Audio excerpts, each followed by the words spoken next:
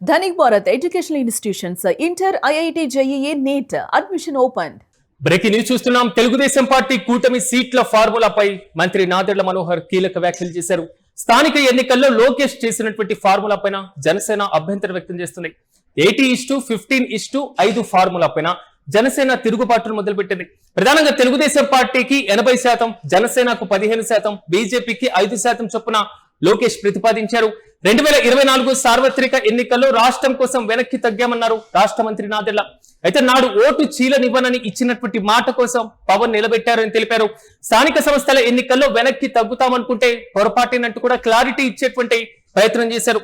అయితే సార్వత్రిక ఎన్నికల ఫార్ములా ఇక్కడ వర్తించదని తేల్చి చెప్తున్నారు జనసేన మంత్రి. బలం ఉన్నటువంటి చోట ఖచ్చితంగా పోటీ చేస్తామన్నారు నాదెళ్ల. అయితే కష్టపడి పనిచేసినటువంటి జన సైనికులకు స్థానిక ఎన్నికల్లో అవకాశం తప్పక కల్పిస్తామంటూ కూడా ఆయన హామీనిచ్చారు. కూటమి పార్టీలను సమన్వయం చేసుకుంటూ ముందుకు సాగాలంటూ కూడా ఆయన పిలుపునిచ్చారు. ప్రధానంగా స్థానిక పౌరులో మా వ్యూహం వేరంటూ కూడా నాదెళ్ల కామెంట్ చేశారు. కూటమి ధర్మాన్ని పాటిస్తూనే పార్టీ బలాన్ని నిరూపించుకుంటామన్నారు మంత్రి నాదెళ్ల. ఇంతకీ ఆంధ్రప్రదేశ్ ఆహార పౌర సరఫరాల శాఖ మంత్రి నాదెళ్ల మనోహర్ ఏమన్నారు ఓసారి చూద్దాం. జరిగిన ఎన్నికలు మాత్రం ఓటు చీలనివ్వం అనే మాట ఆయన ఇచ్చినందుకు దాన్ని గౌరవించుకుంటూ ఎక్కడ కూడా పొరపాటు లేకుండా ఆయన నిలబడ్డారు. సో కూటమిలో మేము 4 అడుగులు వెనకేసినా కూడా అది కూటమిలు బలపరచడానికి ఎన్డీఏ భాగస్వాములుగా మేము ఒక బాధ్యతతోటి ముందుకెళ్ళాం తప్ప అది ఈ రోజున కూడా స్థానిక సంస్థల్లో అదే రీతిలో ముందుకెళ్తున్నాను కూడా అది పొరపాటు. కాబట్టి జనసేన పార్టీలో ఉన్న మా నాయకులు, కార్యకర్తలు వివిధ ప్రాంతాల్లో మేము పర్యటించడం వాళ్ళందరికీ కూడా రాబోయే రోజుల్లో కూడా మీకు పోటీ చేసే అవకాశం కల్పించడానికి కోసం తప్పకుండా మీ నాయకత్వం బలోపేతం అయ్యేటట్టు మీరు క్షేత్రస్థాయిలో పర్యటించండి, నిలబడండి. పవన్ కళ్యాణ్ గారు కోరేది కూడా ఒకటే, యువత ముందుకు రావాలి, మహిళలు ముందుకు రావాలి, రాజకీయంగా అందరికీ మనం చక్కటి అవకాశం కల్పించాలి. అటువంటి అద్భుతమైన ఒక వేదిక కష్టపడి జనసేన పార్టీ నిర్మాణం చేసినప్పటి నుంచి కూడా ప్రజల పక్షాన్ని నిలబడి పోరాటం చేస్తూనే ఉన్నారు. కాబట్టి అప్పుడు వర్తించిన ఫార్ములా ఈ రోజు కూడా వర్తిస్తున్న వార్త ఈ రోజు వచ్చింది. అది కరెక్ట్ కాదు. మననే మాకు ఎన్డీఏ సమన్వయం చేసుకుంటూ మీటింగ్ చేసుకున్నాం. సో రాబోయే రోజుల్లో మన బలబలాన్ని బట్టి, మన నాయకత్వాన్ని బట్టి, ఏ మున్సిపాలిటీలో, ఏ జిల్లాలో ఎక్కడ మనకి నాయకత్వం బాగా ఉందో వివిధ పార్టీని సమన్వయపరుచుకుంటూ Telugu Desam party, Janasena party, Bharatiya Janata party 3 కూడా ఒక బాధ్యతతో క్షేత్రస్థాయిలో నిలబడిన నాయకత్వాన్ని గౌరవించుకుంటూ వారికి అవకాశాలు కల్పించుకుంటూ తీసుకెళ్లాల్సిన అవసరం ఖచ్చితంగా ఉంటుంది. కాబట్టి సార్వత్రిక ఎన్నికల్లో జరిగిన సందర్భం, ఆ సమయం, ఆ రోజు మా పార్టీ అధ్యక్షుడు పవన్ కళ్యాణ్ గారు తీసుకున్న నిర్ణయం రాష్ట్ర శ్రేయస్సు దృష్టిలో పెట్టుకుని, ప్రజల గురించి దృష్టిలో పెట్టుకుని, జగన్మోహన్ రెడ్డికి ప్రభుత్వాన్ని మనం వ్యతిరేకించాలంటే ఓటు చీలనివ్వకూడదనే ఆలోచనతో ఆయన తీసుకున్న నిర్ణయం అది. ఆ రోజున ఈ రోజున తప్పకుండా క్షేత్రస్థాయిలో మనం పర్యటిస్తున్నప్పుడు జనసేన పార్టీ నాయకుల, కార్యకర్తల ఆవేదనలు, వివిధ పార్టీల ఆవేదన కూడా మనం అర్థం చేసుకుని ఇది రాష్ట్ర మంత్రి నాదెళ్ల చేసినటువంటి కామెంట్. సాధారణంగా ఎవరైనా ఒక అడుగు వెనక్కి వేశాం లేదా కొంచెం తగ్గాం కాబట్టి కూటమి ప్రభుత్వ ఏర్పాటులో, వైసీపీ ఓటమిలో మేము అధికారంలోకి రావడం కోసం కొంతవరకు వెనక్కి తగ్గాం అనేటువంటి కామెంట్ చేస్తూ ఉంటారు. కానీ జనసేన మంత్రి 4 అడుగులు వెనక్కి వేశాం, 4 అడుగులు తగ్గామనేటువంటి కారణం, సో గతంలో సీట్ల సర్దుబాటు పైన జనసేన ఏమైనా అసంతృప్తిగా ఉందా? ఓకే, సార్వత్రిక ఎన్నికల్లో ఎలాగో విజయం సాధించారు. కానీ ఇప్పుడు స్థానిక సమరంలో ఈ సీట్ల సర్దుబాటు లేదా రాష్ట్ర మంత్రి లోకేష్ చేసినటువంటి ఏదైతే ఈ ఫార్ములా పైన జనసేన అసంతృప్తిగా ఉందా? ఈ అసంతృప్తి ఈ స్థానిక పోరుకు సంబంధించినటువంటి సీట్ల ఫార్ములా కూటమిలో ప్రకంపనలు తీసుకొస్తుందా? అంతర్గతంగా ఉన్నటువంటి తీవ్రమైనటువంటి ఈ ప్రకంపనలు కూటమికి బీటలు వారేలా అడుగులు వేయబోతున్నాయా అనేటువంటి ప్రశ్నలు, ఊహాగానాలు కూడా రాష్ట్ర వ్యాప్తంగా చర్చనీయాంశంగా మారుతున్నాయి. అయితే బహిరంగంగా ఈ విధంగా ప్రకటించాల్సినటువంటి అవసరం ఎందుకు వచ్చింది అనేటువంటి కామెంట్ కూడా వినపడుతుంది. ఇక ఇదే అంశంపై మరింత సమాచారం మా ప్రతినిధి కిరణ్ అందిస్తారు. కిరణ్, చెప్పండి, తెలుగుదేశం పార్టీలో సీట్ల ఫార్ములాపై లోకేష్ చేసినటువంటి కామెంట్ పై రాష్ట్ర మంత్రి నాదెళ్ల స్పందించారు. అసలు ఎలా చూడొచ్చు అంటారు ఈ వ్యవహారాన్ని? పూర్తి అప్డేట్స్ ఏంటి?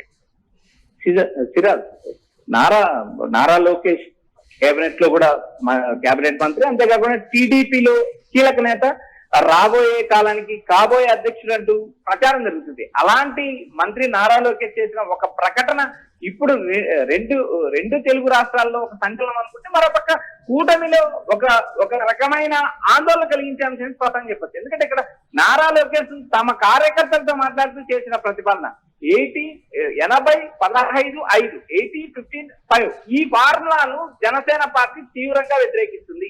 నేరుగా నాదెండ్ల మనోహర్ మంత్రి, జనసేనలో నెంబర్ 2, పవన్ కళ్యాణ్ తర్వాత నెంబర్ 2 గా ఉన్న నాదెండ్ల మనోహర్ సంచలన వ్యాఖ్యలు చేశారు. ఈ ఫార్ములాకు, ఈ ప్రతిపాదనకు మేము ఒప్పుకోకు. ఎందుకంటే గతంలో ఉన్న రాజకీయ పరిస్థితి వేరు, ప్రస్తుతం ఉన్న రాజకీయ పరిస్థితి వేరు. ఆ రోజు ఎన్నికలకు ముందు ఉన్న ప్రతిపాదన, ఆ రోజున జగన్మోహన్ రెడ్డిని దించడానికి మాత్రమే ఆ ఫార్ములాకు ఒప్పుకున్నాం. ప్రస్తుతం బలమున్న జిల్లాలో, బలమైన ప్రాంతాల్లో ఖచ్చితంగా పోటీ చేస్తాం. మా క్యాడర్ ఉంది, మా నాయకులు ఉన్నారు, మేము ఖచ్చితంగా పోటీ చేసి తీర్తామంటూ నాదెండ్ల మనోహర్ చేసిన వ్యాఖ్యలు ఇప్పుడు రాజకీయ వర్గాల్లో తీవ్ర కలకలం. ఎందుకంటే ఆయా జిల్లాల్లో, గోదావరి జిల్లాలో జనసేన అత్యంత బలంగా ఉంది. ఉత్తరాంధ్ర జిల్లాలో ఇటీవల పవన్ కళ్యాణ్, మరోపక్క నాదెండ్ల, మరొక నాగబాబు పర్యటనలు కూడా ఒకంత జనసేనకు బలోపేతం చేసే విధంగా ప్రయత్నాలు చేస్తున్నారు. అలాంటి నేపథ్యంలో రాష్ట్ర వ్యాప్తంగా దాదాపు 13 ఉమ్మడి జిల్లాలలో బలమున్న చోట, ఫర్ ఎగ్జాంపుల్ 21 చోట ఎమ్మెల్యేలు ఉన్నారు, 2 చోట్ల ఎంపీలు ఉన్నారు. ఆయా ప్రాంతాల్లో తమ పార్టీ బలమున్న నియోజకవర్గాల్లో ఖచ్చితంగా పోటీ చేస్తాం. ఎందుకంటే స్థానికంగా ఎమ్మెల్యేలు ఉన్న ప్రాంతాల్లో పార్టీ బలంగా ఉంది, క్యాడర్ బలంగా ఉంది. క్యాడర్ బలంగా ఉన్న చోట పోటీ చేయకుండా వెనక్కి వెళ్లే ప్రసక్తి లేదంటూ నాదెండ్ల మనోహర్ క్లారిటీ ఇచ్చారు. 4 అడుగులు వెనక్కి వెళ్ళాం అంటే గతంలో తాము 60 నుంచి 80 సీట్లు డిమాండ్ చేశాం. రాజకీయంగా ఆ రోజు ఉన్న పరిస్థితుల్లో కూటమితో కలిసిపోవడానికి పవన్ కళ్యాణ్ ఒక పెట్టు తగ్గారు. ప్రస్తుతం ఉన్న రాజకీయ పరిస్థితుల్లో పవన్ కళ్యాణ్ తగ్గాల్సిన పరిస్థితి లేదు అంటే ఆయన చేసిన వ్యాఖ్యలు మనకు స్పష్టంగా కనిపిస్తున్నాయి. అయితే కూటమి ఇక్కడ 2 విషయాలు అంటే, ఒకటి, జనసేన గతంలో 60 నుంచి 70 సీట్లు పూర్తి స్థాయిలో డిమాండ్ చేసిన 21 సీట్లు 2 ఎంపీ స్థానాలకి పరిమితం అయిపోయింది. ఓకే, అన్ని స్థానాల్లో విజయం సాధించారు. ఇప్పుడు జనసేన 15% పరిమితం కాలేదు అని జనసేన అంటుంది, కానీ 15% పరిమితమైంది అనేటువంటి రీతిలో తెలుగుదేశం పార్టీ ఫార్ములా కనబడుతుంది. సో ఎక్కడ దీనికి పులి స్టాప్ పడేటువంటి ఛాన్స్ ఉండొచ్చు అంటారు? సిరాజ్, ఇక్కడ ప్రధానంగా రాష్ట్ర వ్యాప్తంగా 100% స్ట్రైక్ రేట్. గత ఎన్నికల్లో జనసేన విజయం సాధించింది, 21 సీట్లు 2 ఎంపీల్లో విజయం సాధించి తర్వాత జరిగిన రాజకీయ పరిణామాల్లో మార్పంగా జనసేన తమ పార్టీని బలోపేతం చేసే దిశగా ప్రయత్నం చేస్తుంది. పవన్ కళ్యాణ్ ఆయా జిల్లాలలో మీటింగ్ నిర్వహిస్తున్నారు, పార్టీని క్షేత్రస్థాయిలో బలోపేతం చేస్తున్నారు, అందుకు తగ్గట్టుగా కమిటీలు కూడా పూర్తి చేస్తున్నారు. దాదాపు ఉమ్మడి 13 జిల్లాల్లో తమకు బలమున్న ప్రాంతాలు, దాదాపు 21 మంది ఎమ్మెల్యేలు, 2 ఎంపీలు ఉన్న ప్రాంతాల్లో దాదాపు 21 ఎమ్మెల్యే సీట్లు గెలిచిన తర్వాత ఒక పార్లమెంట్ సెగ్మెంట్ లో దాదాపు 7 అసెంబ్లీ సీట్లు ఉంటాయి. దాదాపు 14, 35 అసెంబ్లీ సీట్లలో నేరుగా బలమున్న జనసేన పార్టీ గతంలో 60 నుంచి 70 సీట్లో పోటీ చేసే పరిస్థితి ఉండేది. అప్పుడు ఉన్న రాజకీయ పరిస్థితులు, జగన్మోహన్ రెడ్డి నేరుగా చంద్రబాబును అరెస్ట్ చేయడం, తర్వాత జరిగిన రాజకీయ పరిణామాలు, ఒక మహాకూటమిగా ఏర్పడడం, బీజేపీ నేరుగా నేతృత్వం వహించడం, బీజేపీ కోఆర్డినేషన్ చేయడం, వీటిని అన్నింటినీ పరిగణలోకి తీసుకుని కేవలం తాము గతంలో ఉన్న రాజకీయ పరిస్థితుల ఆధారంగా కేవలం 21 సీట్లో పోటీ చేశాం, 21 సీట్లు గెలిచాం, 2 ఎంపీలు గెలిచాం. ప్రస్తుతం ఉన్న రాజకీయ పరిస్థితుల్లో రాష్ట్ర వ్యాప్తంగా జనసేన బలోపేతం అవుతుంది. ఆయా జిల్లాల్లో పవన్ కళ్యాణ్ కమిటీలు నియమించారు, క్షేత్రస్థాయిలో పార్టీని బలోపేతం చేస్తున్నారు. బలమున్న చోట ఖచ్చితంగా పోటీ చేసి చేస్తామంటే నాదెండ్ల మనోహర్ ప్రకటించారు. అయితే ఇది కూటమిలో ఒక తిరుగుబాట, కూటమిలో ఒక లొల్లె అనేది కూడా మనం చూడాలి. అయితే ప్రస్తుతం జరుగుతున్న రాజకీయ పరిణామాలు ఏవైతే నిన్న లోకేష్ చేసిన ప్రతిపాదన 15-5 అనే ఈ ఫార్ములాను తాము ఎట్టి పరిస్థితిలో ఒప్పుకోము, బలమున్న చోట బలమైన ప్రాంతాల్లో ఖచ్చితంగా పోటీ చేస్తాం. ఇక్కడ ఉమ్మడి గోదావరి జిల్లాల్లో, 2 గోదావరి జిల్లాల్లో, ఏదైతే ఉభయ గోదావరి జిల్లాల్లో జనసేనకు అత్యంత బలమైన క్యాడర్ ఉంది. మరోపక్క ఉత్తరాంధ్ర జిల్లాల్లో కూడా ఇటీవల జనసేన బలోపేతం అవుతుంది. మరోపక్క రాయలసీమ జిల్లాలో బలోపేతం అవుతుంది. ఒంగోలు, నెల్లూరు, ప్రకాశం లాంటి జిల్లాల్లో బాల్దేవ్ శ్రీనివాస్ లాంటి బలమైన నేత కూడా పార్టీని క్షేత్రస్థాయిలో బలోపేతం చేస్తున్నారు. ఇలాంటి పరిస్థితుల్లో రాష్ట్ర వ్యాప్తంగా జనసేన వచ్చే ఎన్నికల విషయాన్ని మనం పక్కన పెట్టుకొచ్చే స్థానిక ఎన్నికల్లో, మున్సిపాలిటీ ఎన్నికలు కానీ, జెడ్పీటీసీ కానీ, ఎంపీటీసీ కానీ, ఆ ఎన్నికల్లో బలమున్న చోట్ల ఎక్కువ స్థానాల్లో పోటీ చేయడానికి ప్రయత్నాలు చేస్తారు. ఎందుకంటే పార్టీని క్షేత్రస్థాయిలో బలోపేతం చేస్తున్నారు పవన్ కళ్యాణ్. ఆయా జిల్లాలో పర్యటనలు ఉన్నాయి, అంతేవిధంగా పార్టీకి సంబంధించిన కమిటీలు పూర్తయ్యాయి. ఈ నేపథ్యంలో ప్రధానంగా అంటే 2 పార్టీలకి సంబంధించినటువంటి నేతలు, 2 పార్టీలో కీలకంగా నెంబర్ 2 గా ఎదుగుతున్నటువంటి నేతలు, 2 పార్టీల నుంచి రాష్ట్ర మంత్రివర్గంలో ప్రాతినిధ్యం వహిస్తున్న వీరిద్దరి ప్రకటన చూస్తే, సో ఈ స్థానిక పోరు అనేది కూటమిలో ఒక రకమైనటువంటి అసంతృప్తికి, చిచ్చుకి కారణమవుతుందా అనేటువంటి ప్రశ్న తలెత్తుతుంది. అంటే దీన్ని ఎలా చూడొచ్చు అంటారు?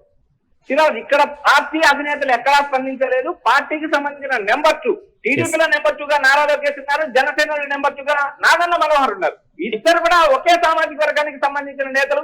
ఒకరేమో టీడీపీకి ప్రాతినిధ్యం వహిస్తే మరొకరు జనసేనకు ప్రాతినిధ్యం వహిస్తారు. అయితే ఇక్కడ రాజకీయంగా గతంలో కూటమి ఏర్పడడానికి బీజేపీ పెద్దన్న పాత్ర పోషించింది. అలాంటి బీజేపీ కేవలం 5% సీట్లకు ఒప్పుకుంటుందా? ఇది ఒక బిగ్ క్వశ్చన్. మరోపక్క 100% స్ట్రైక్ రేట్ తో దాదాపు 21 ఎమ్మెల్యే సీట్లో, 2 ఎంపీ సీట్లలో గెలిచిన జనసేన 15% పరిమితం అవుతుందా? మరోపక్క టీడీపీ 136 సీట్లతో అసెంబ్లీలో అత్యధిక సీట్లు గెలిచిన టీడీపీ 80% దగ్గర ఆగిపోతుందా? ఈ 3 ప్రశ్నలకు అటు మహాకూటమి జవాబు చెప్పాల్సిన పరిస్థితి ఉంది. ఇందులో బీజేపీ కీలక పాత్ర పోషించింది. బీజేపీతో సమన్వయం చేయాలి, మరోపక్క జనసేన సమన్వయం చేయాలి. ప్రస్తుతం ఉన్న రాజకీయ పరిస్థితులు వేరు. ఈ రోజు జనసేన బలపడింది, జనసేన ఆ రోజున్న రాజకీయ పరిస్థితులు వేరు, ఈ రోజున్న రాజకీయ పరిస్థితులు వేరు. కాబట్టి తమకు బలమైన ప్రాంతాల్లో రాష్ట్ర వ్యాప్తంగా 60 నుంచి 70 నియోజకవర్గాల్లో జనసేనకు బలం ఉంది. ఇలాంటి సీట్లలో ఖచ్చితంగా పోటీ చేస్తామంటూ నేరుగా నాదెళ్ల మనోహర్ ప్రకటించారు. కానీ కిరణ్, ఇక్కడ ఉన్నటువంటి ప్రధానమైనటువంటి ఇంకో అంశాన్ని మనం పరిశీలించినప్పుడు ఆల్మోస్ట్ ఇప్పుడు 15% కట్టుబడి ఉంటే వచ్చే ఎన్నికలపైన మరింత ఇలాగే తక్కువగా ఇచ్చేటువంటి అవకాశం ఉండొచ్చు, లేదా ఇలాగే ఆలోచించేటువంటి ఛాన్స్ ఉండొచ్చు అని జనసేనలో ఏదైనా కొంతవరకు అలజడి మొదలైంది అనుకోవచ్చా, లేదా ఈ తాజా ఫార్ములా చూశాక? ప్రస్తుతం ఉన్న రాజకీయ పరిణామాలు అయితే ఖచ్చితంగా జనసేన వ్యతిరేకిస్తుంది. అయితే రాబోయే రోజుల్లో రాజకీయ పరిణామాలు డీలిమిటేషన్ బిల్లు యాక్సెప్ట్ అవుతే జనసేనకు ఖచ్చితంగా సీట్లు పెరిగే అవకాశాలు స్పష్టంగా ఉంటాయి. ఎందుకంటే డీలిమిటేషన్ బిల్లు ఈ పార్లమెంట్ సమావేశాలు ప్రవేశపెడుతున్నారు. డీలిమిటేషన్ బిల్లు యాక్సెప్ట్ అవుతే జనసేనకు ఖచ్చితంగా దాదాపు 234 సీట్లలో దాదాపు 30 నుంచి 40 సీట్లు కోరే అవకాశం ఉంది. ఎందుకంటే గత ఎన్నికల్లోనే దాదాపు 60 నుంచి 70 సీట్లు కోరినప్పుడు ఈసారి దాదాపు 50%, అంటే దాదాపు 100 సీట్లకు పైన జనసేన కోరే అవకాశాలు ఉన్నాయి. ఆ విధంగా పార్టీని కూడా వాళ్ళు బలోపేతం చేస్తున్నారు. ఉత్తరాంధ్ర కావచ్చు, రాయలసీమ కావచ్చు, గోదావరి జిల్లాలు కావచ్చు, మరొక నెల్లూరు ప్రకాశం జిల్లా కావచ్చు, రాష్ట్ర వ్యాప్తంగా జనసేనను బలోపేతం చేయడానికి ఇప్పటికే పవన్ వ్యూహాత్మకంగా సిద్ధం చేస్తున్నారు. మరోపక్క పార్టీకి సంబంధించిన కమిటీలు పూర్తి చేస్తున్నారు. గ్రామ స్థాయి, మండల స్థాయి, జిల్లా స్థాయి, నియోజకవర్గ స్థాయి, రాష్ట్ర స్థాయి, అన్ని స్థాయిల్లో కూడా పార్టీ కమిటీలను, పార్టీ కార్యకర్తలను నేరుగా కలుసుకుంటున్నారు. మరోపక్క నేరుగా బలోపేతం చేస్తున్నారు. ఇలాంటి పరిస్థితుల్లో వచ్చే ఎన్నికల నాటికి ఈ మహాకూటమిలో సీట్లలో ఖచ్చితంగా జరిగే అవకాశం ఉన్నాయి. మరోపక్క ఈ కూటమి చెందితే జగన్మోహన్ తిరిగి అధికారంలోకి వస్తారనే ఒక భయం, మరోపక్క నేరుగా కూటమి కలిసి లేకపోతే జగన్ ఎదుర్కోవడం కష్టమంటూ ప్రజల్లోకి పంపిస్తున్న సంకేతాలు, వీటిని అన్నింటినీ పరిశీలించిన తర్వాత ఖచ్చితంగా టీడీపీ జనసేనతో వెళ్లే పరిస్థితులు ఉన్నాయి. కాబట్టి నేరుగా నాదెళ్ల మనోహర్ ఈ వ్యాఖ్యలు చేశారని రాజకీయ విశ్లేషకులు అభిప్రాయపడుతున్నారు. Right Kiran, thank you. మొత్తం మీద తెలుగుదేశం పార్టీ కూటమిలో సీట్ల ఫార్ములా పైన మంత్రి నాదెళ్ల తాజాగా చేసినటువంటి కామెంట్స్ మాత్రం కొంతవరకు ప్రకంపన రేపుతున్నాయి. స్థానిక సంస్థల ఎన్నికల్లో లోకేష్ చేసినటువంటి ఫార్ములా ఏదైతే ఉందో 80%, 15%, 5%, ఈ 3 పార్టీలకు సంబంధించినటువంటి లోకేష్ ప్రతిపాదనను రాష్ట్ర మంత్రి నాదెళ్ల వ్యతిరేకిస్తున్నారు. అభ్యంతరాన్ని కూడా వ్యక్తం చేస్తున్నటువంటి వైన మనం చూస్తున్నాం. 2024 సార్వత్రిక ఎన్నికల్లో రాష్ట్రం కోసం వెనక్కి తగ్గామని, ఓటు చీలకూడదు అనేటువంటి మాట కోసం కట్టుబడి పవన్ కళ్యాణ్ నిలబడ్డారంటున్నారు రాష్ట్ర మంత్రి. అయితే స్థానిక సంస్థల ఎన్నికల్లో వెనక్కి తగ్గుతామంటే పొరపాటే, ఈసారి తగ్గేటువంటి ప్రసక్తే లేదు అంటుంది జనసేన. చూడాలి, సార్వత్రిక ఎన్నికల ఫార్ములా ఇప్పుడు వర్తించదని జనసేన మంత్రి తేల్చి చెప్పారు. కాబట్టి సో ఈ సీట్ల లొల్లికి పార్టీ అధ్యక్షులు చెక్ పెట్టబోతున్నారా? ఇరు పార్టీలకు సంబంధించినటువంటి నాయకుల భేటీతోనే దీనికి పులి స్టాప్ పడేటువంటి అవకాశాలు కనబడుతున్నాయి. మరి ఇలాంటి సందర్భం ఉంటే బలం ఉన్న చోట ఖచ్చితంగా పోటీ చేస్తామని నాదెళ్ల అంటున్నారు. మరి ఇలాంటి సందర్భంలో ఇరు పార్టీల మధ్య సమన్వయ లోపమా, లేదా సీట్ల సర్దుబాటు కూటమిలో ప్రకంపనలు తేబోతుందా? సో అలాంటి అవకాశం ఉండబోతుందా అనేటువంటి ప్రశ్నలు కూడా రైజ్ అవుతున్నాయి. చూడాలి, దీనిపైన ఇరు పార్టీలు, మరి ముఖ్యంగా ఈ 3 పార్టీలు ఎలాంటి నిర్ణయం తీసుకోబోతున్నాయో.